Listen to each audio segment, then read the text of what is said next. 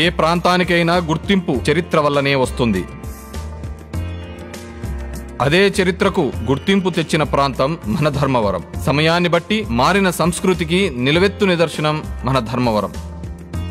ఒకప్పుడు పట్టుచీర అంటే కంచి అనుకునే స్థాయి నుంచి ఈరోజు దేశంలోనే కొనుగోలవుతున్న పట్టుచీరల్లో 70% తయారు చేస్తూ కంచి పట్టు చీర అంటేనే ధర్మవరం అనే స్థాయికి రావడానికి ఇక్కడ నిరంతరం పనిచేస్తున్న నేతన్నల నిరంతర కృషే ప్రధాన కారణం.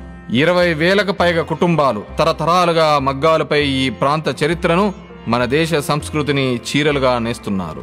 ఒక చీర నేయడానికి ఒక కుటుంబం మొత్తం కలిసి పనిచేయాల్సి ఉంటుంది. అందుకే చేనేత అనేది కుటుంబ వృత్తిగా గౌరవించబడుతుంది.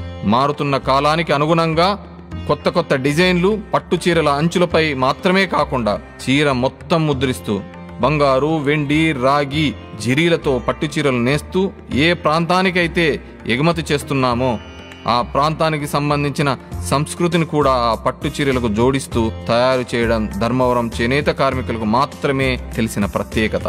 ఆ మగ్గంపై నేచే చీరలో ఉంది కళాకారుడి కళాత్మకత, ఆ చేతుల్లో ఉంది అంతులేని సృజనాత్మకత, ఆ మగ్గం నేస్తుంది సిసలైన భారతీయత.